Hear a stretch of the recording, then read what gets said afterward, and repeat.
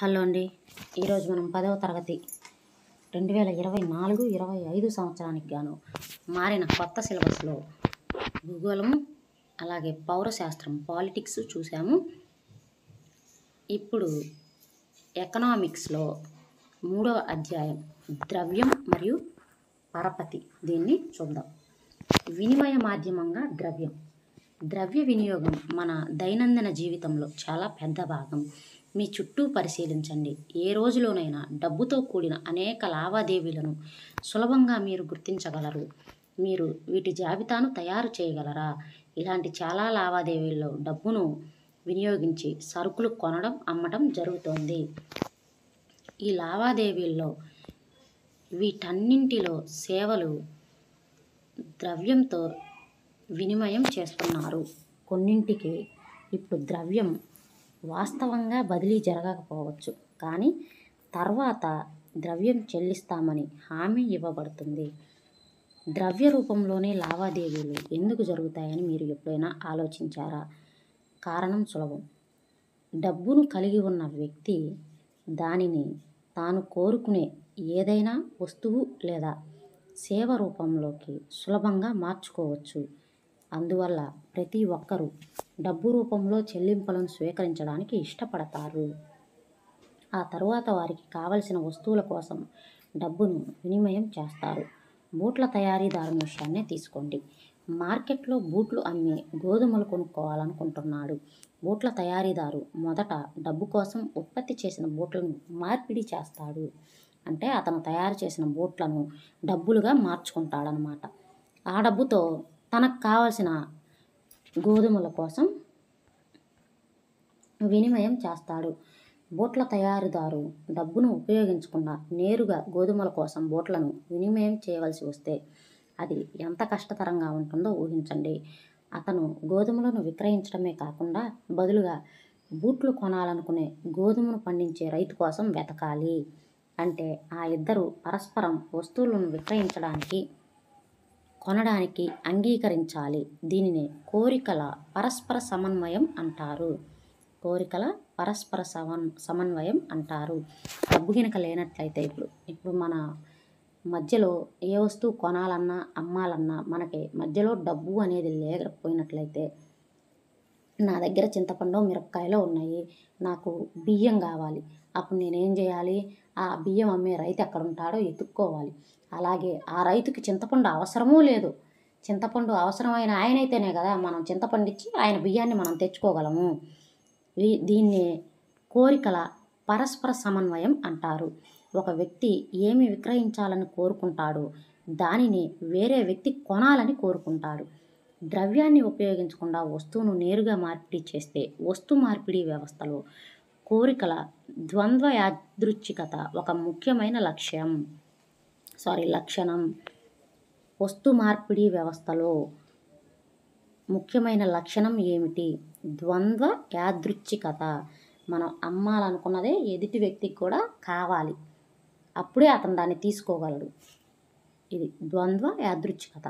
దీనికి విరుద్ధంగా ద్రవ్య వినియోగం ఉన్న ఆర్థిక వ్యవస్థలో కీలకమైన మాధ్యమిక సోపానాన్ని అందించడం ద్వారా ద్రవ్యం కోరికల ద్వంద్వ యాదృచ్ఛికత అవసరాన్ని తొలగిస్తుంది. బూట్ల తయారీదారు తన బూట్లను కొని అదే సమయంలో అతనికి గోధుమలు విక్రయించే రైతు కోసం వెతకాల్సిన అవసరం ఇక ఏమాత్రం లేదు. అతను చేయాల్సిందల్లా తన బూట్ల కోసం కొనుగోలుదారుణ్ణి కనుగొనటమే. అతను తన బూట్లను డబ్బుగా మార్చుకున్న తర్వాత అతను గోధుమలు లేదా ఇంకా ఏవైనా ఇతర వస్తువులను మార్కెట్లో కొనుగోలు చేయవచ్చు. వినిమయ ప్రక్రియలో ద్రవ్యం మాధ్యమంగా పనిచేస్తుంది కాబట్టి దానిని వినిమయ మాధ్యమం అంటారు. వినిమయ ప్రక్రియలో మాధ్యమంగా పనిచేసేది ఏమిటి?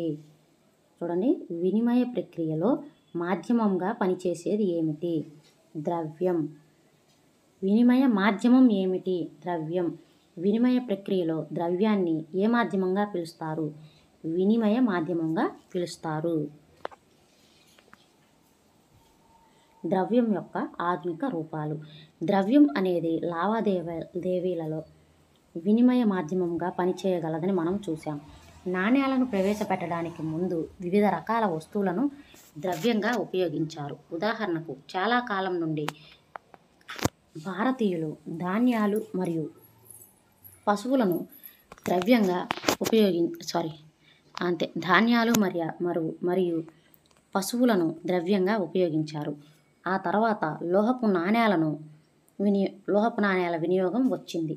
అది బంగారము, వెండి, రాగి నాణేలు. ఈ దశ తర్వాత గత శతాబ్దంలో కూడా కొనసాగింది. కరెన్సీ ద్రవ్యం యొక్క ఆధునిక రూపాల్లో కరెన్సీ, కాగితపు నోట్లు మరియు నాణేలు ఉన్నాయి. గతంలో ద్రవ్యంగా వాడిన వస్తువుల మాదిరిగా కాకుండా ఆధునిక కరెన్సీ బంగారం, వెండి మరియు రాగి వంటి విలువైన లోహాలతో తయారు చేయబడదు. అదే మాదిరిగా గతంలో ద్రవ్యరాశికి బదులుగా ఉపయోగించిన ధాన్యం, పశువులు ఇప్పుడు రోజువారీ ఉపయోగంలో లేవు. మాధ్యమంగా కాకుండా పదార్థంగా చూస్తే కరెన్సీకి ఎలాంటి స్వీయ విలువ లేదు. అలాంటప్పుడు దీనిని వినిమయ మాధ్యమంగా ఎందుకు అంగీకరించారు? ప్రభుత్వంచే ఆమోదయోగ్యమైనందువలన దీనిని వినిమయ మాధ్యమంగా అంగీకరించారు. చూడండి, ఇక్కడ నాణేలు ఇచ్చారు. తొలి పంచ్మార్క్ నాణేలు బహుశా 2500 సంవత్సరాల నాటివి కావచ్చు. ఇది గుప్తుల కాలం నాటిది. తర్వాత తుగ్లక్ కాలం నాటి నాణేలు, తర్వాత అక్బర్ కాలం నాటి నాణేలు బంగారు మొహర్. అక్బర్ కాలం నాటి బంగారు మొహర్ ఇప్పుడు ఆధునికంగా రూపాయి. వ్యక్తి లేదా సంస్థ కరెన్సీని జారీ చేయడానికి అనుమతించరు. అంతేకాకుండా భారతదేశంలో చట్ట ప్రకారం లావాదేవీలను పరిష్కరించడంలో రూపాయిని ఉపయోగించుటను నిరాకరించలేని చెల్లింపు మాధ్యమంగా చట్టబద్ధం చేశారు. భారతదేశంలోని ఏ వ్యక్తి కూడా రూపాయిలలో చేసిన చెల్లింపును చట్టబద్ధంగా తిరస్కరించలేరు. అందువలన రూపాయి వినిమయ మాధ్యమంగా విస్తృతంగా ఆమోదం పొందింది. వినిమయ మాధ్యమంగా విస్తృతంగా ఆమోదం పొందిన భారతీయ కరెన్సీ ఏదంటే రూపాయి. బ్యాంకుల వద్ద గల డిపాజిట్లు. బ్యాంకులలో గల డిపాజిట్ రూపాలలో ప్రజలు ద్రవ్యాన్ని ఇంకో విధంగా కలిగి ఉంటారు. ఒక సమయంలో ప్రజలకు వారి రోజువారీ అవసరాలకు కొంత కరెన్సీ మాత్రమే అవసరం ఉంటుంది. ఉదాహరణకు, ప్రతి నెలాఖరులో జీతాలు పొందే కార్మికులు నెల ప్రారంభంలో అదనపు నగదు కలిగి ఉంటారు. ఈ అదనపు నగదుతో ప్రజలు ఏం చేస్తారు? వారి పేరిట బ్యాంకు ఖాతా తెరచి బ్యాంకులో జమ చేస్తారు. బ్యాంకులు డిపాజిట్లను అంగీకరిస్తాయి. ఈ డిపాజిట్ల మీద వడ్డీని కూడా చెల్లిస్తాయి. ఈ విధంగా ప్రజల ద్రవ్యం బ్యాంకుల వద్ద సురక్షితంగా ఉంటుంది. దానికి వడ్డీ కూడా వస్తుంది. ప్రజలు తమకు అవసరమైనప్పుడు ద్రవ్యాన్ని ఉపసంహరించుకునే సదుపాయం కూడా ఉంది. బ్యాంకు ఖాతాల్లోని డిపాజిట్లు కోరుకున్నప్పుడు ఉపసంహరణ చేసుకోవచ్చు. కాబట్టి ఈ డిపాజిట్లను డిమాండ్ డిపాజిట్లు అంటారు. డిమాండ్ డిపాజిట్లు మరొక ఆసక్తికరమైన సౌకర్యాన్ని అందిస్తాయి. ఈ సదుపాయాన్ని వీటికి ద్రవ్యానికి ఉండవలసిన ముఖ్య లక్షణం అంటే వినిమయ మాధ్యమంలాగా కనిపిస్తుంది. నగదుకు బదులుగా చెక్కుల ద్వారా చెల్లింపు చేయడం మీరు వినే ఉంటారు. చెక్కు ద్వారా చెల్లించడానికి బ్యాంకులో ఖాతా ఉన్న వ్యక్తి నిర్దిష్ట మొత్తానికి చెక్కును జారీ చేస్తారు. చెక్కు అనేది ఒక వ్యక్తి ఖాతా నుండి చెక్కు జారీ చేయబడిన వ్యక్తి పేరు మీద నిర్దిష్ట మొత్తాన్ని చెల్లించమని బ్యాంకుకు సూచించే ఒక కాగితము. ఇక్కడ చూడండి, చెక్కు యొక్క చెల్లింపులు ఎలా జరుగుతాయో చూడండి. ఎం సలీం అనే బూట్ల తయారీదారు ఒక తోలు సరఫరాదారునికి చెల్లింపు చేయాలి. అందుకు ఒక నిర్దిష్ట మొత్తానికి చెక్కు రాస్తారు. అంటే ఈ మొత్తం తోలు సరఫరాదారునికి చెల్లించమని బూట్ల తయారీదారు తన బ్యాంకుకు సూచిస్తాడు. తోలు సరఫరాదారు ఈ చెక్కును తీసుకొని బ్యాంకులోని తన సొంత ఖాతాలో జమ చేస్తాడు. 1 లేదా 2 రోజుల్లో ఒక బ్యాంకు ఖాతా నుంచి మరొక బ్యాంకు ఖాతాకు నగదు బదిలీ అవుతుంది. ఎటువంటి నగదు చెల్లింపు లేకుండానే లావాదేవీ పూర్తవుతుంది. అంటే ఇప్పుడు ఈ తోలు సరఫరాదారునికి బూట్ల తయారీదారు డబ్బులు చెల్లించాలి. ఇతని దగ్గర ఎక్కువ మొత్తంలో డబ్బులు లేవు, అంటే అకౌంట్లో ఉన్నాయి. అకౌంట్లో ఉన్న వాటిని బ్యాంకులో ఉన్న వాటిని తీసి బయటికి తీసి మళ్ళీ ఆయనకి ఇవ్వటం ఇదంతా ఎందుకు అని ఈ బూట్ల తయారీదారు చెక్కు రాసిచ్చాడనమాట. నా ఖాతాలో నుంచి ఈ తోలు సరఫరాదారుని ఖాతాలోకి ఇంత అమౌంట్ని 57,000 అమౌంట్ని వేయండి అని చెక్కు రాసిచ్చాడు ఆ బ్యాంకుకి. ఈ చెక్కును చూసి వాళ్ళు 2 లేదా 3 రోజుల్లో అతని బ్యాంకు ఖాతాకి జమ చేస్తారనమాట. అంటే ఇక్కడ ఇద్దరి మధ్యలో డబ్బులు చెయ్యి మారలేదన్నమాట. ఇక్కడ చెక్కు చూడండి, చెక్కులో ఇక్కడ ఎవరికి పే చేస్తున్నామో మనము వాళ్ళ పేరు రాయాలి. ఎంత పే చేస్తున్నామో డబ్బులు అక్షరాల్లో రాయాలి. ఇక్కడేమో నెంబర్లలో వేయాలి. ఆ తర్వాత అకౌంట్ నెంబరు, బ్రాంచి, ఇది cheque number, coding used by banks ఇది.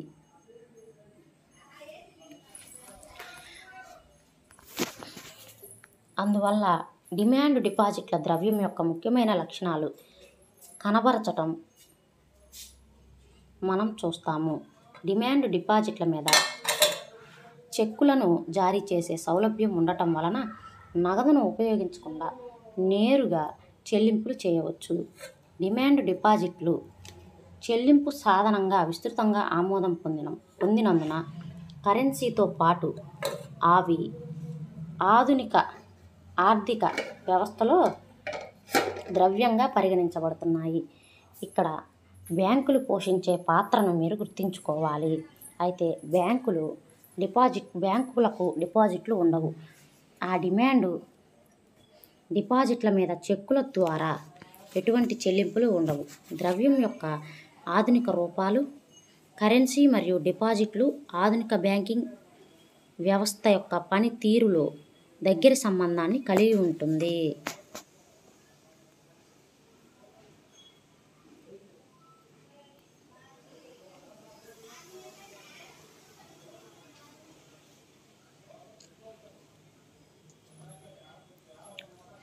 బ్యాంకుల కథ మరింత ముందుకు తీసుకువెళ్దాం. ప్రజల నుండి స్వీకరించే డిపాజిట్లను బ్యాంకులు ఏమి చేస్తాయి? ఇక్కడ ఒక ఆసక్తికరమైన యంత్రాంగం పనిచేస్తుంది. బ్యాంకులు తమ డిపాజిట్లలో కొంత భాగాన్ని మాత్రమే తమ వద్ద నగదుగా ఉంచుకుంటాయి. ఉదాహరణకు, ఈ రోజుల్లో భారతదేశంలో బ్యాంకులు తమ డిపాజిట్లలో దాదాపు 15% సొమ్మును తమతో ఉంచుకుంటాయి. ఏ రోజున అయినా బ్యాంకు నుండి డబ్బు ఉపసంహరించుకోవడానికి వచ్చే డిపాజిటర్లకు చెల్లించడానికి వీలుగా దీనిని ఉంచుకుంటారు. ఏదైనా నిర్దిష్ట రోజులో చాలామంది డిపాజిటర్లలో కొంతమంది మాత్రమే నగదు వెనక్కు తీసుకోవడానికి వస్తారు. కాబట్టి బ్యాంకు ఈ నగదుతో సరిపెట్టగలుగుతుంది. బ్యాంకులు డిపాజిట్లలో ఎక్కువ భాగాన్ని రుణాలు ఇవ్వడానికి ఉపయోగిస్తాయి. ఇప్పుడు మన ఊర్లో ఉన్న బ్యాంకులో ఒక 10 మంది తలా 10,000 డిపాజిట్ చేశారు. అప్పుడు ఎంత అయితే 1,00,000 అవుతాయి. 1,00,000 అయితే ఆ 1,00,000లో 15% మాత్రమే బ్యాంకు తన దగ్గర ఉంచుకుంటుంది. అంటే ఒక 15,000. తర్వాత మిగిలిన అమౌంట్ని ఏం చేసిద్దంటే, ఈ డిపాజిట్ చేసిన వాళ్ళు 10 మందే ఉంటారు. ఇక్కడ రైతులు కానీ ఇతర వర్గాల వాళ్ళు కానీ వేరే లోన్ల కోసం వెళ్ళే వాళ్ళు వీళ్ళు ఉంటారు కదా, వీళ్ళకి వడ్డీకి డబ్బులు ఇచ్చిద్ది. చూడండి, వివిధ ఆర్థిక కార్యకలాపాల కోసం రుణాలకు భారీ డిమాండ్ ఉంది. దీని గురించి మనం క్రింది విభాగాల్లో మరింత చదువుతాము. బ్యాంకులు ప్రజల రుణ అవసరాలను తీర్చడానికి డిపాజిట్లను ఉపయోగించుకుంటాయి. ఈ విధంగా మిగులు నిధులు ఉన్నవారు, ఈ నిధుల అవసరం ఉన్నవారు మధ్య బ్యాంకులు మధ్యవర్తిత్వం చేస్తాయి. బ్యాంకులు డిపాజిట్లపై అందించే దానికంటే ఎక్కువ వడ్డీ రేటును రుణాలపై వసూలు చేస్తాయి. ఇప్పుడు డిపాజిట్ చేసే వాళ్ళకి రూపాయి వడ్డీ ఇచ్చిందనుకో, అదే బ్యాంకు ఆ డబ్బుని మనకి రైతులకి వడ్డీకి ఇస్తుంది, రుణం అప్పుగా ఇస్తుంది. వాళ్ళ దగ్గర ₹1.20 లేదా ₹1.50 వడ్డీ అట్లా ఈ డిపాజిట్లకు ఇచ్చే వడ్డీ కన్నా వీళ్ళ దగ్గర ఎక్కువ వడ్డీని వసూలు చేస్తుందన్నమాట. రుణగ్రహీతల నుండి వసూలు చేసిన దానికి డిపాజిటర్లు చెల్లించే దానికి మధ్య ఉన్న వ్యత్యాసమే వారి ప్రధాన ఆదాయ వనరు. డిపాజిటర్లు అందరూ ఒకేసారి డబ్బు అడగటానికి వెళితే ఏమి జరుగుతుందని మీరు అనుకుంటున్నారు?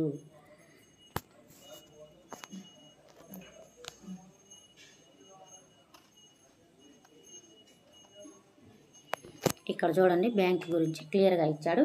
డిపాజిటర్లు డిపాజిట్ చేస్తారు, ఈ డిపాజిట్ చేసిన సొమ్ముని ప్రజలు అప్పు తీసుకుంటారు. ఇప్పుడు ప్రజలు అప్పు తీసుకున్న వాళ్ళు ఏం చేస్తారు, వడ్డీతో సహా బ్యాంకుకి కడతారు. అదేవిధంగా బ్యాంకు ఈ డిపాజిటర్ల సొమ్ముని బ్యాంకు దాచిపెట్టింది కదా, అందుకని వడ్డీ పొందుతారనమాట. అసలుతో పాటు వీళ్ళు వడ్డీని పొందుతారు డిపాజిటర్లు. రెండు వేరు పరపతి పరిస్థితులు. మనం రోజువారీ కార్యకలాపాలలో చాలా మటుకు లావాదేవీలు ఏదో ఒక రూపంలో రుణంను కలిగి ఉంటాయి. రుణం అనేది రుణదాత భవిష్యత్తులో చెల్లిస్తాననే హామీ మీద రుణగ్రహీతకు డబ్బు, వస్తువులు లేదా సేవలను అందించే ఒక ఒప్పందాన్ని సూచిస్తుంది. కింది 2 ఉదాహరణల ద్వారా పరపతి ఎలా పనిచేస్తుందో మనం చూద్దాం. పండుగ సీజన్. 1వ ఉదాహరణ. ఇప్పటి నుండి 2 నెలలు పండుగ సీజన్. బూట్ల తయారీదారు సలీం పట్టణంలో ఒక పెద్ద వ్యాపారి నుండి 3000 జతల బూట్లను ఒక నెలలో డెలివరీ చేయడానికి ఆర్డర్ అందుకున్నాడు. సకాలంలో ఉత్పత్తి పూర్తి చేయడానికి కుట్లు మరియు అతికించే పని కోసం సలీం మరికొంతమంది కార్మికులను నియమించుకోవాలి. అతను ముడి పదార్థాలు కొనుగోలు చేయాలి. ఈ ఖర్చుల కోసం సలీం 2 విధాలుగా రుణాలు పొందుతాడు. మొదటిది, అతను ఇప్పుడు తోలు సరఫరా చేస్తున్న తోలు సరఫరాదారునికి తర్వాత చెల్లిస్తాననే వాగ్దానంతో ముందస్తుగానే తోలు సరఫరా చేయమని అడుగుతాడు. రెండవది, అతను నెలాఖరులోగా మొత్తం ఆర్డర్ను డెలివరీ చేస్తాననే వాగ్దానంతో 1000 జతల బూట్ల కోసం ముందస్తు చెల్లింపు అడ్వాన్స్గా పెద్ద వ్యాపారి నుండి నగదు రూపంలో రుణాన్ని పొందుతాడు. నెలాఖరులో సలీం ఆర్డర్ను డెలివరీ చేయగలడు, మంచి లాభం పొందగలడు, అతను అప్పుగా తీసుకున్న డబ్బును తిరిగి చెల్లించగలడు. ఇక్కడ చూడండి, ఫస్ట్ సలీం బూట్లు తయారు చేయాలంటే ఆ తోలు సరఫరాదారు ఉంటాడు కదా, అతని దగ్గర ఏమో బూట్ల తయారీ అయిపోయి ఆ కంపెనీ డబ్బులు ఇచ్చిన తర్వాత ఇస్తానండి, ముందుగా తోలు పంపించండి, ఇప్పుడు నా కాళ్ళు లేవు, ఒక నెలాగి మీ డబ్బులు మీకు పంపిస్తాను అని చెప్పి అతని దగ్గర తోలు తీసుకున్నాడు. ఇక్కడ ఏం చేసిండు, ఈ కూలీల్ని నియమించుకొని వాళ్ళ డబ్బులు వాళ్ళకి ఇవ్వాలి కదా, అందుకోసం వీళ్ళు 3000 జతల బూట్లు ఆర్డర్ ఇస్తే నా దగ్గర డబ్బు పెట్టుబడికి లేదండి, ఒక 1000 జతలకి ముందుగానే డబ్బు చెల్లించండి, అయిపోయినాక మిగిలిన 2000 జతలకి అయిపోయినాక ఇద్దరు కానీ అని చెప్పి ఇతని దగ్గర తీసుకున్నాడు. ఈ సందర్భంలో ఉత్పత్తి యొక్క నిర్వహణ మూలధన అవసరాలను తీర్చడానికి సలీం రుణాన్ని పొందుతాడు. ఈ రుణం ఉత్పత్తి ఖర్చులను భరించడానికి, సమయానికి ఉత్పత్తిని పూర్తి చేయడానికి, తద్వారా ఆదాయాన్ని పెంచడానికి అతనికి సహాయపడుతుంది. కాబట్టి ఈ పరిస్థితిలో అప్పు కీలకమైన మరియు సానుకూలమైన పాత్రను పోషిస్తుంది. తర్వాత స్వప్నకి వచ్చిన సమస్య. స్వప్న అనే చిన్న రైతు తనకున్న 3 ఎకరాల పొలంలో వేరుశెనగ సాగు చేస్తోంది. పండించిన పంట మీద వచ్చే ఆదాయంతో తిరిగి చెల్లించగలను అనే ఆశతో సాగు ఖర్చుల కోసం ఆమె వడ్డీ వ్యాపారి వద్ద అప్పు తీసుకుంది. మధ్యలో తెగుళ్ల బారిన పడి పంట నష్టపోతుంది.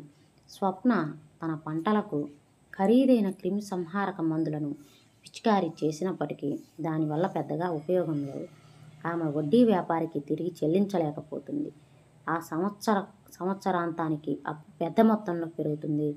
మరుసటి సంవత్సరం స్వప్న సాగు కోసం కొత్తగా అప్పు తీసుకుంటుంది.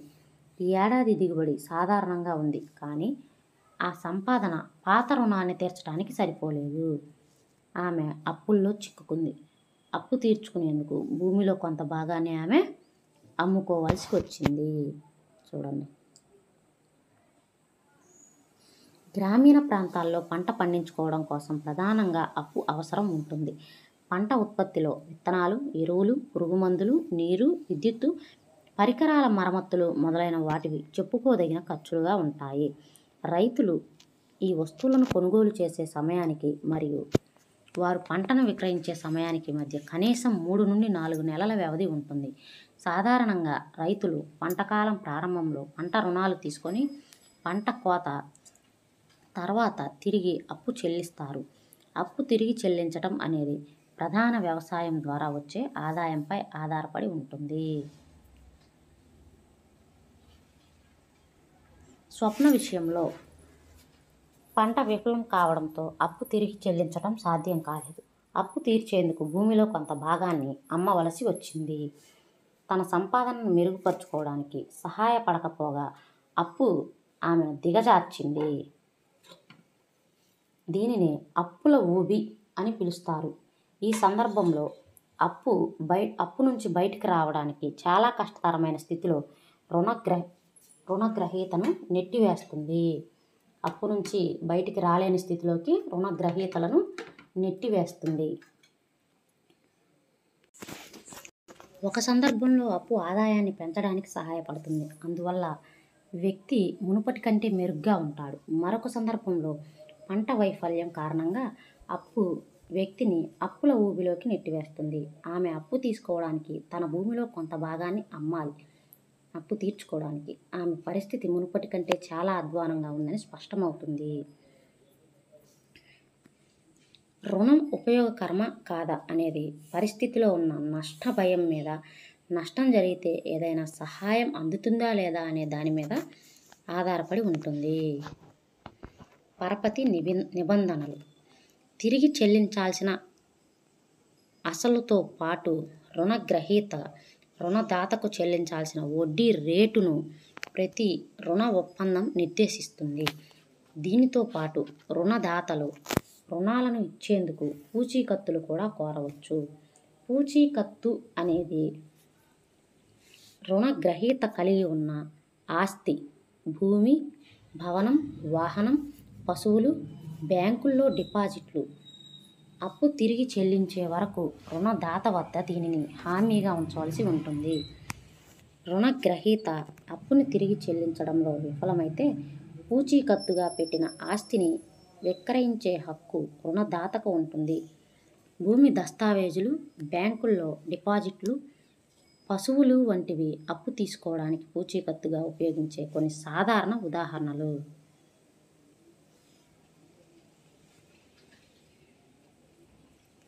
గృహ రుణం. ఇల్లు కొనుక్కునేందుకు మేఘా బ్యాంక్ నుండి 5 లక్షలు అప్పు తీసుకుంది. ఈ అప్పుపై 12% వార్షిక వడ్డీ రేటుతో రుణాన్ని నెలవారీ వాయిదాలో 10 సంవత్సరాల్లో తిరిగి చెల్లించాలి. మేఘా తనకు రుణం ఇవ్వడానికి అంగీకరించిన బ్యాంకుకు తన ఉద్యోగ రికార్డులు, ఆదాయ పత్రాలు సమర్పించాలి. కొత్త ఇంటి కాగితాలు బ్యాంకు పూచీకత్తులుగా ఉంచుకుంటుంది. వడ్డీతో సహా మొత్తం అప్పును తిరిగి చెల్లించిన తర్వాత మాత్రమే వాటిని మేఘాకు తిరిగి ఇస్తారు. వడ్డీ రేటు, పూచీకత్తు, అవసరమైన దస్తావేజులు మరియు తిరిగి చెల్లించే విధానం అన్నింటినీ కలిపి పరపతి నిబంధనలు అంటారు. చూడండి వేటిని: వడ్డీ రేటు, పూచీకత్తు, అవసరమైన దస్తావేజులు, అలాగే తిరిగి చెల్లించే విధానం, వీటన్నింటినీ కలిపి పరపతి నిబంధనలు అంటారు. రకరకాల రుణాలకు సంబంధించి రుణ నిబంధనలు గణనీయంగా మారుతూ ఉంటాయి. రుణదాత మరియు రుణగ్రహీత యొక్క స్వభావాన్ని బట్టి అవి మారవచ్చు. తదుపరి విభాగం వివిధ రుణ ఏర్పాట్లలో గల వివిధ రుణ నిబంధనలకు ఉదాహరణలు అందిస్తుంది.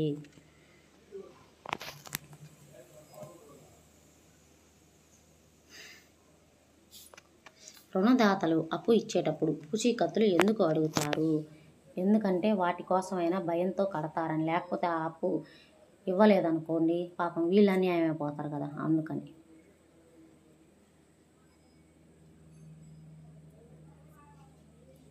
మన దేశంలో ఎక్కువ మంది ప్రజలు పేదలుగా ఉన్నందున వారు పరపతి పొందే సామర్థ్యాన్ని ఏ విధంగానైనా ప్రభావితం చేస్తుంది. వాళ్ళ దగ్గర ఎక్కువ వడ్డీ వసూలు చేయటం ఇట్లాంటివి చేస్తారు. అప్పు తీసుకునేటప్పుడు రుణగ్రహీతలు సులభమైన పరపతి నిబంధనల కోసం చూస్తారు. అంటే తక్కువ వడ్డీ రేటు, సులభంగా తిరిగి చెల్లింపు షరతులు, తక్కువ పూచీకత్తు మరియు అవసరమైన దస్తావేజులు. రోహిత్ రంజన్ తరగతి గదిలో పరపతి నిబంధన గురించి చదవటం పూర్తి చేశారు. వారు తమ ప్రాంతంలో ఉన్న వివిధ రుణ ఏర్పాట్లను తెలుసుకోవడానికి ఆసక్తిగా ఉన్నారు. రుణాన్ని అందించిన వ్యక్తులు ఎవరు? రుణగ్రహీతలు ఎవరు? పరపతి నిబంధనలు ఏమిటి? తమ గ్రామంలో కొంతమంది మాట్లాడాలని వారు కొంతమందితో మాట్లాడాలని వారు నిర్ణయించుకున్నారు. వారు పొందుపరిచిన వాటిని చదవండి. నవంబర్ 5, 2019. రోజు ఈ సమయానికి ఎక్కువ మంది రైతులు, కూలీలు ఏ పొలాల్లో పనిచేస్తుంటారో అక్కడికి మేము నేరుగా వెళ్ళాము. పొలాల్లో బంగాళదుంప పంటలతో ఉన్నాయి. మేము మొదట సాగునీరు కలిగిన ఒక చిన్న గ్రామమైన సోన్పూర్లో ఒక చిన్న రైతు అయిన శ్యామల్ని కలిశాము. ప్రతి సీజన్లో తనకు 1.5 ఎకరాన్ని పొలాన్ని సాగు చేయడానికి అప్పు అవసరమవుతుందని శ్యామల్ మాతో చెప్పాడు. కొన్ని సంవత్సరాల క్రితం వరకు అతను గ్రామ వడ్డీ వ్యాపారి నుండి నెలకు 5%, అంటే సంవత్సరానికి 60% చొప్పున వడ్డీకి డబ్బు తీసుకునేవాడు. గత కొన్నేళ్లుగా గ్రామంలోని వ్యవసాయ వ్యాపారి వద్ద శ్యామల్ నెలకి 3% వడ్డీ చొప్పున అప్పు తీసుకుంటున్నాడు. పంటకాలం ప్రారంభంలో వ్యాపారి వ్యవసాయ ఉత్పాదకాలు అప్పుగా సరఫరా చేస్తాడు. పంట కోతకు సిద్ధంగా ఉన్నప్పుడు దీనిని తిరిగి చెల్లించాలి. అప్పుపై వడ్డీతో పాటు పంటను తనకే అమ్ముతానని రైతులు హామీ ఇచ్చేలా కూడా వ్యాపారి చేస్తాడు. ఈ విధంగా డబ్బును తనకు వెంటనే తిరిగి చెల్లించేలా వ్యాపారి చూసుకుంటాడు. అలాగే కోతల తర్వాత పంటల ధరలు తక్కువగా ఉండటంతో వ్యాపారి రైతుల నుంచి తక్కువ ధరకు పంటను కొనుగోలు చేసి ధర పెరిగిన తర్వాత దాన్ని విక్రయించడం ద్వారా లాభాలు పొందగలుగుతున్నాడు. మేము తర్వాత ఒక వ్యవసాయ కూలీల పని పర్యవేక్షిస్తున్న అరుణ్ని కలిశాము. అరుణ్ 7 ఎకరాల భూమి ఉంది. అరుణ్కు 7 ఎకరాల భూమి ఉంది. సోన్పూర్లో సాగు కోసం బ్యాంకు రుణం పొందిన అతి కొద్ది మంది వ్యక్తులలో ఆయన ఒకరు. ఆయనపై వడ్డీ రేటు సంవత్సరానికి 8.5% ఉంటుంది. తదుపరి 3 ఏళ్లలో ఎప్పుడైనా తిరిగి చెల్లించవచ్చు. పంట కోత తరువాత దీనిలో కొంత భాగాన్ని అమ్మి అప్పు తీర్చాలని అరుణ్ ప్రణాళిక వేసుకున్నాడు.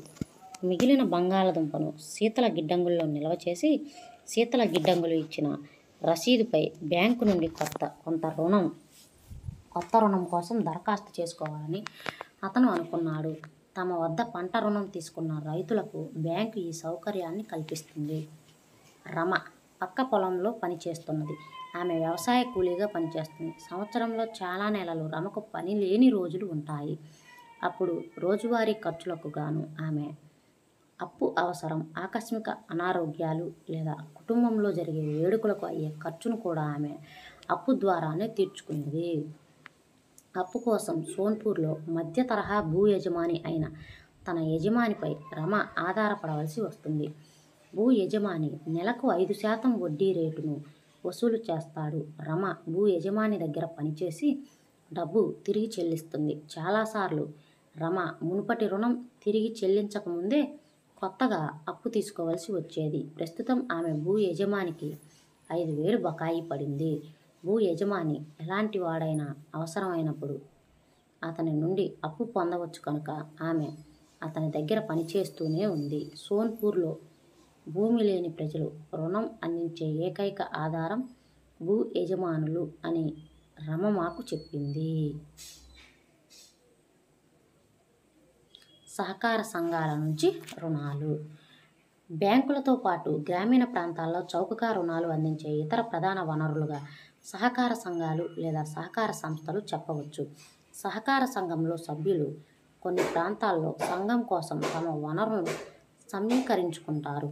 రైతు సహకార సంఘాలు, చేనేత సహకార సంఘాలు, పారిశ్రామిక కార్మిక సహకార సంఘాలు మొదలైన అనేక రకాల సహకార సంఘాలు ఏర్పాటు చేయవచ్చు. సోన్పూర్కు దగ్గరగా గల ఒక గ్రామంలో కృషక్ సహకార సంఘం పనిచేస్తుంది. ఇందులో 2,300 మంది రైతులు సభ్యులుగా ఉన్నారు. ఇది దీని సభ్యుల నుండి డిపాజిట్లను స్వీకరిస్తుంది. ఈ డిపాజిట్లను పూచీగా పెట్టి సహకార సంస్థ బ్యాంకు నుంచి పెద్ద మొత్తంలో రుణం పొందింది. ఈ నిధులు సభ్యులకు రుణాలు అందించడానికి ఉపయోగిస్తారు. ఒకసారి ఈ రుణాలను తిరిగి చెల్లించిన తర్వాత మరొకసారి రుణాలను పొందవచ్చు.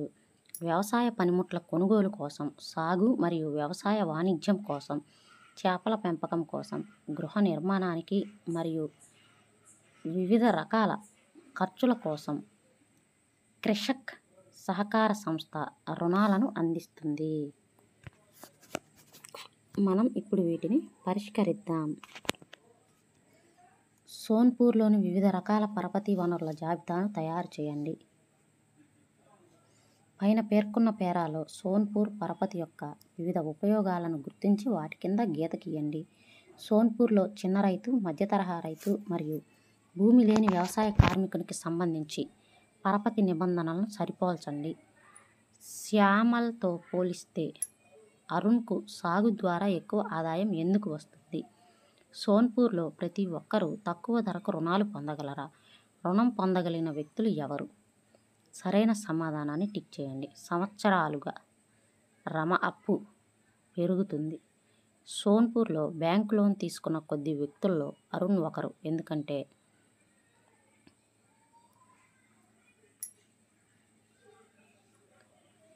గ్రామంలో బ్యాంకులన్నీ అసాధ్యమైన పూచీకత్తును డిమాండ్ చేస్తాయి. బ్యాంకు రుణాలపై వడ్డీ రేటు వ్యాపారులు చేసే వడ్డీ రేటుతో సమానంగా ఉండదు.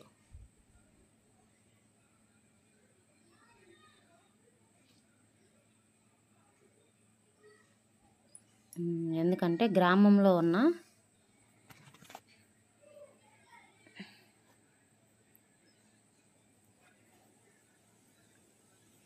అసాధ్యమైన పూచీకత్తును డిమాండ్ చేస్తాయి. అందుకనే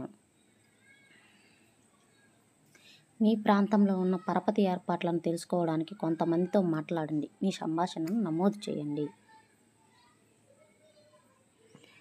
తర్వాత భారతదేశంలో నియత రుణ వ్యవస్థ. ప్రజలు వివిధ మార్గాల నుండి రుణాలు పొందుతారని పై ఉదాహరణలో మనం చూసాం. వివిధ రకాల రుణాలు నియత రంగ రుణాలు మరియు అనియత రంగ రుణాలుగా మనం వర్గీకరించవచ్చు. మొదటి వాటిలో బ్యాంకులు మరియు సహకార సంఘాల నుండి పొందే రుణాలు ఉన్నాయి. అనియత రుణదాతలు వడ్డీ వ్యాపారులు, యజమానులు, బంధువులు మరియు స్నేహితులు మొదలైన వారు ఉంటారు. భారతదేశంలో గ్రామీణ కుటుంబాలకు గల వివిధ రకాల పరపతి మార్గాలను రేఖాచిత్రం 1లో చూడవచ్చు. ఏమేం మార్గాలు ఉన్నాయి? ప్రభుత్వం, సహకార బ్యాంకులు, ఇతర సంస్థాగత ఏజెన్సీలు, భూస్వాములు, వడ్డీ వ్యాపారులు, బంధువులు, స్నేహితులు, ఇతర సంస్థేతర ఏజెన్సీలు, అలాగే వాణిజ్య బ్యాంకులు. చూడండి, ప్రభుత్వం 1%, సహకార బ్యాంకులు, సహకార సంఘాలు 25%, వాణిజ్య బ్యాంకులు 25%, ఇతర సంస్థాగత ఏజెన్సీలు 5%, భూస్వాములు 1%, వడ్డీ వ్యాపారులు 33%, ఇతర సంస్థేతర ఏజెన్సీలు 2%. ఇది 2012 సంవత్సరంలో భారతదేశంలోని గ్రామీణ కుటుంబాల్లో ప్రతి 1000 రూపాయలకు పరపతి ఆధారాలు. రిజర్వ్ బ్యాంక్ ఆఫ్ ఇండియా నియత రుణ వ్యవస్థ పనితీరును పర్యవేక్షిస్తుంది. ఉదాహరణకు, బ్యాంకులు తాము స్వీకరించిన డిపాజిట్లలో కనీసం నగదు నిల్వను నిర్వహించటం మనం చూసాం. వాస్తవానికి నగదు నిల్వలను నిర్వహించడంలో బ్యాంకులను ఆర్బీఐ పర్యవేక్షిస్తుంది. అదేవిధంగా బ్యాంకులు లాభాలను ఆర్జించే వ్యాపారాలు మరియు వ్యాపారులకు మాత్రమే కాకుండా చిన్న సాగుదారులు, చిన్న తరహా పరిశ్రమలు, చిన్న రుణగ్రహీతలు మొదలగున వారికి కూడా రుణాలు ఇచ్చేలా ఆర్బీఐ చూస్తుంది.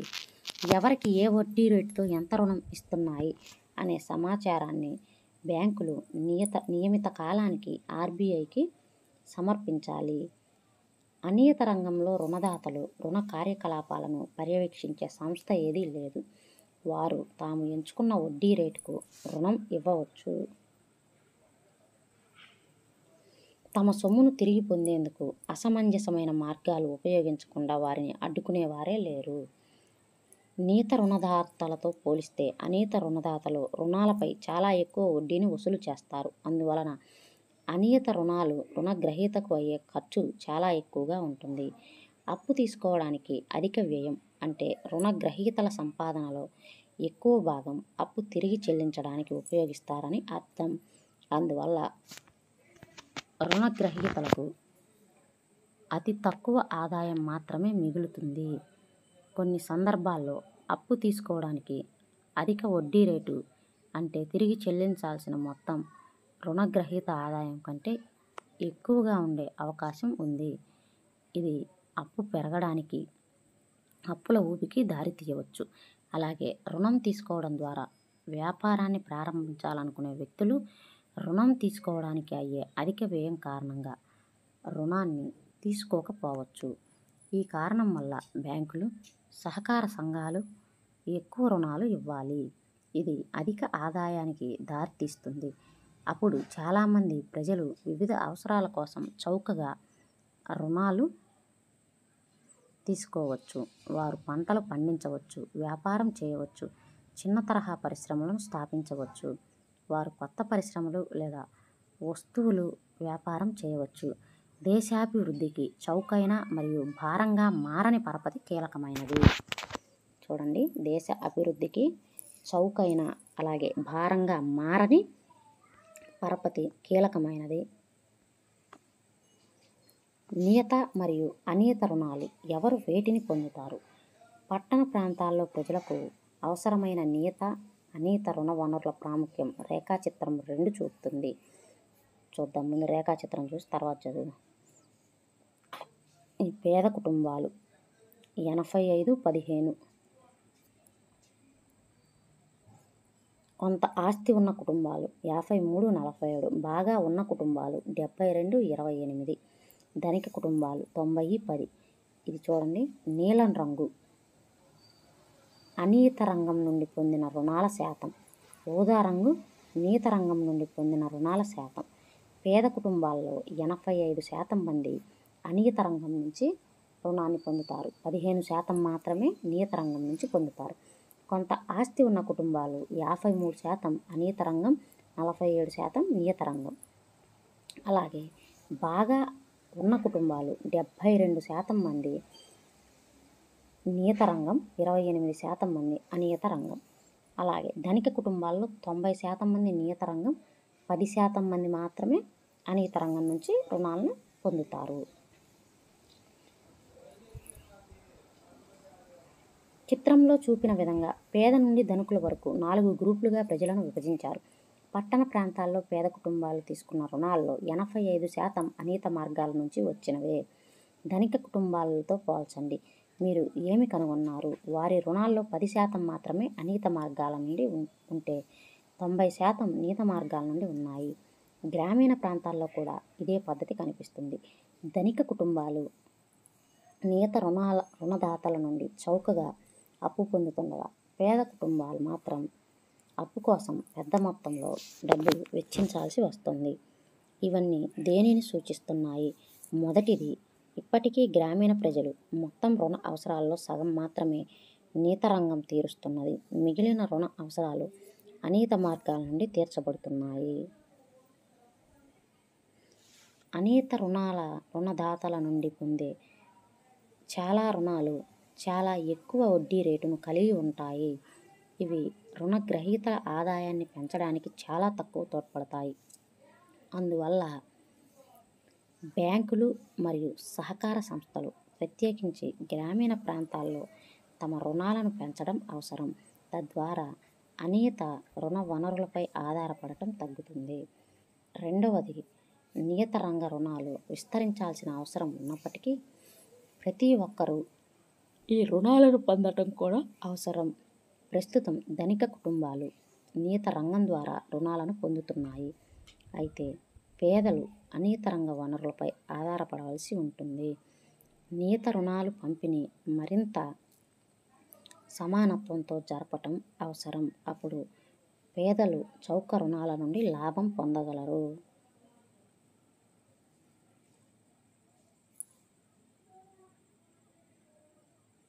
పేదల కోసం స్వయం సహాయక బృందాలు.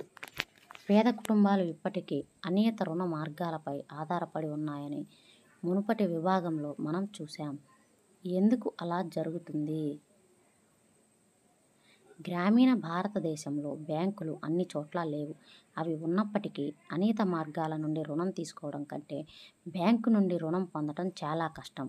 మేఘా విషయంలో మనం చూసినట్లుగా బ్యాంకు రుణాలకి సరైన పత్రాలు మరియు పూచీకత్తులు అవసరం. పేదలు బ్యాంకు రుణాలు పొందకుండా నిరోధించే ప్రధాన కారణాల్లో పూచీకత్తు ఉండటం ఒకటి. మరోవైపు వడ్డీ వ్యాపారుల వంటి అనేక రుణదారులు రుణగ్రహీతలతో వ్యక్తిగతంగా పరిచయం ఉంటుంది. అందువల్ల తరచుగా పూచీ లేకుండా రుణం ఇవ్వడానికి సిద్ధంగా ఉంటారు. రుణగ్రహీతలకు అవసరమైతే వారి మునుపటి అప్పును తిరిగి చెల్లించకుండానే వడ్డీ వ్యాపారుల దగ్గరకు వెళ్ళవచ్చు. అయినప్పటికీ వడ్డీ వ్యాపారులు చాలా ఎక్కువ వడ్డీని వసూలు చేస్తారు. లావాదేవీలను రాతపూర్వకంగా ఉంచరు. పేద రుణగ్రహీతలను వేధిస్తారు. ఇటీవల సంవత్సరంలో పేదలకు రుణాలు అందించడానికి కొందరు కొన్ని కొత్త మార్గాల ద్వారా ప్రయత్నించారు. గ్రామీణ పేదలను, ప్రత్యేకించి మహిళలను చిన్న స్వయం సహాయక సంఘాలుగా ఏర్పాటు చేసి వారి పొదుపులను సేకరించాలనేది ఒక ఆలోచన. ఒక సాధారణ SGHలో 15 నుంచి 20 మంది సభ్యులు ఉంటారు. సాధారణంగా వారు ఇరుగు పొరుగు వారై క్రమం తప్పకుండా కలుసుకుంటూ పొదుపు చేస్తారు. వ్యక్తుల పొదుపు సామర్థ్యాన్ని బట్టి ఒక్కో సభ్యుని పొదుపు దాదాపు 25 నుంచి 100 లేదా అంతకంటే ఎక్కువ ఉంటుంది. సభ్యులు తమ అవసరాలను తీర్చుకోవడానికి సంఘం నుండి చిన్నపాటి రుణాలను తీసుకోవచ్చు. ఈ రుణాలపై వడ్డీ సంఘం వసూలు చేస్తుంది. అయితే ఇది వడ్డీ వ్యాపారి వసూలు చేసే దానికంటే తక్కువగా ఉంటుంది. 1 సంవత్సరం లేదా 2 సంవత్సరాల తర్వాత సంఘం సక్రమంగా పొదుపు చేస్తూ ఉంటే అది బ్యాంకు నుండి రుణం పొందే అర్హత పొందుతుంది. సంఘం పేరుతో బ్యాంకు రుణం మంజూరు చేస్తుంది. సభ్యులకు స్వయం ఉపాధి అవకాశాలను కల్పించడానికి ఈ రుణం వాడుకోవాలి. ఉదాహరణకు, సభ్యులు తనఖా పెట్టిన భూమిని విడుదల చేయించుకోవడం కోసం, నిర్వహణ, పెట్టుబడి అవసరాలు తీర్చడం కోసం, విత్తనాలు, ఎరువులు, వెదురు మరియు గుడ్డ వంటి ముడిసరుకుల కొనుగోలు చేయడం, గృహోపకరణాల కోసం, కుట్టు యంత్రం, చేనేత, పశుసంపద వంటి ఆస్తులు పొందడం కోసం చిన్న మొత్తంలో రుణాలు సభ్యులకు అందిస్తాయి. పొదుపు మరియు రుణ కార్యకలాపాలకు సంబంధించి చాలా ముఖ్యమైన నిర్ణయాలు సంఘం సభ్యులే తీసుకుంటారు. మంజూరు చేయవలసిన రుణాలకు సంబంధించి రుణం దేనికోసం, ఎంత మొత్తం వసూలు చేయాల్సిన వడ్డీ, తిరిగి చెల్లించే షెడ్యూల్ మొదలైనవన్నీ సంఘం నిర్ణయిస్తుంది. అలాగే రుణాన్ని తిరిగి చెల్లించే బాధ్యత సంఘంపై ఉంటుంది. ఎవరైనా ఒక సభ్యురాలు రుణాన్ని తిరిగి చెల్లించని సందర్భంలో సంఘంలోని ఇతర సభ్యులు దాన్ని తీవ్రంగా పరిగణిస్తారు. ఈ లక్షణం కారణంగా పేద మహిళలకు ఎలాంటి పూచీకత్తు లేనప్పటికీ SHGలో సభ్యులుగా ఉన్నప్పుడు వారికి బ్యాంకులు రుణాలు ఇవ్వడానికి సిద్ధంగా ఉంటాయి. అందువలన SHGలు పూచీకత్తులు లేకపోవడం అనే సమస్యను అధిగమించడానికి రుణగ్రహీతలకు సహాయపడతాయి. వారు వివిధ అవసరాల కోసం మరియు సహేతుకమైన వడ్డీ రేటుతో సకాలంలో రుణాలు పొందవచ్చు. అంతేకాకుండా గ్రామీణ పేదలకు SHG బలమైన మూల స్తంభాలుగా ఉన్నాయి. మహిళలు ఆర్థికంగా స్వావలంబన పొందడంలో సహాయపడటమే కాకుండా సంఘం యొక్క సాధారణ సమావేశాలు, ఆరోగ్యం, పోషకాహారం, గృహహింస మొదలైన వివిధ సామాజిక అంశాలపై చర్చించడానికి మరియు వివిధ చర్యలు తీసుకోవడానికి SHGలు వేదికను అందిస్తున్నాయి.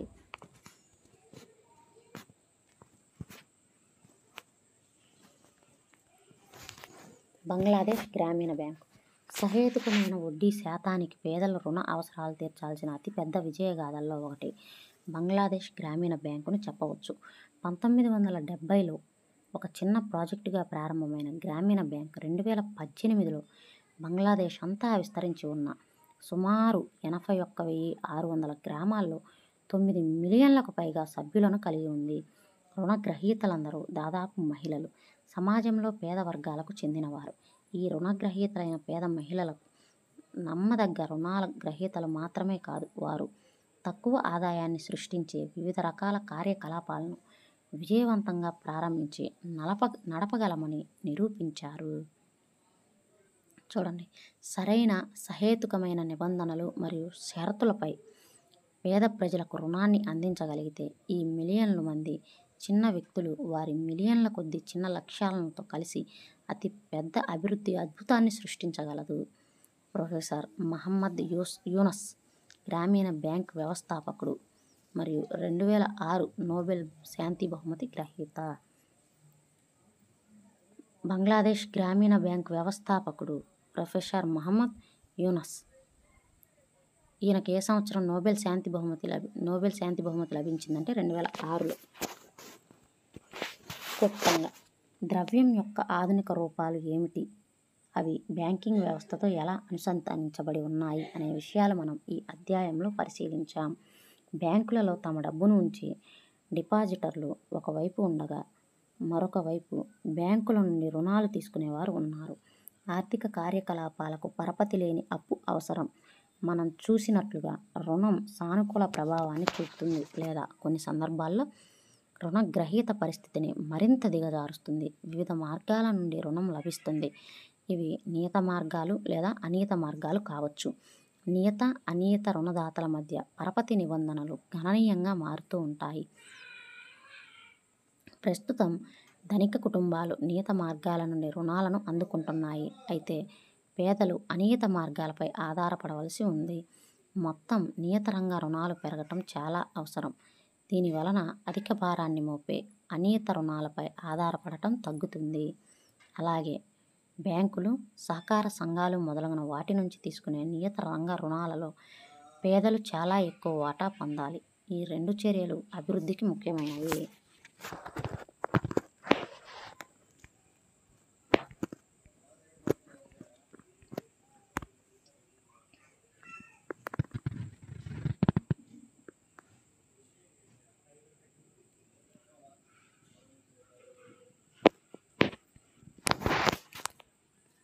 డాష్ కుటుంబాల వారు ఎక్కువ భాగం రుణ అవసరాలకు అనియత మార్గాల నుండి పొందుతున్నారు. పేదలు అప్పు తీసుకోవడానికి అయ్యే వ్యయం డాష్గా ఉన్నప్పుడు అది రుణ భారాన్ని పెంచుతుంది. ఎక్కువగా ఉన్నప్పుడు కేంద్ర ప్రభుత్వం తరపున డాష్ కరెన్సీ నోట్లను జారీ చేస్తుంది. ఆర్బీఐ బ్యాంకులు తాము డాష్పై అందించే వడ్డీ రేటు కంటే ఎక్కువ రుణాలపై వసూలు చేస్తాయి.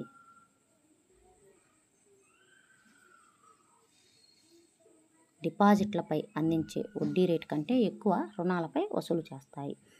డాష్ అనేది రుణగ్రహీత కలిగి ఉన్న ఆస్తి. ఇది రుణదాతకు రుణం తిరిగి చెల్లించే వరకు రుణగ్రహీతకు హామీగా ఉంటుంది. పూచీకత్తులు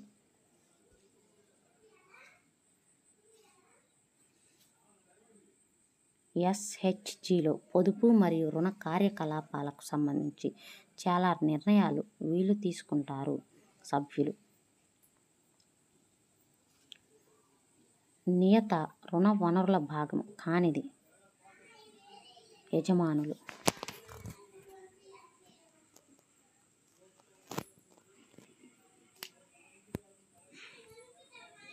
ఇవి ఈరోజు ద్రవ్యం మరియు పరపతి గురించి లెసన్ అండి. వీడియో నచ్చినట్టయితే లైక్ చేయండి, షేర్ చేయండి, అలాగే మన ఛానల్ని సబ్స్క్రైబ్ చేసుకోండి. Thank you for watching.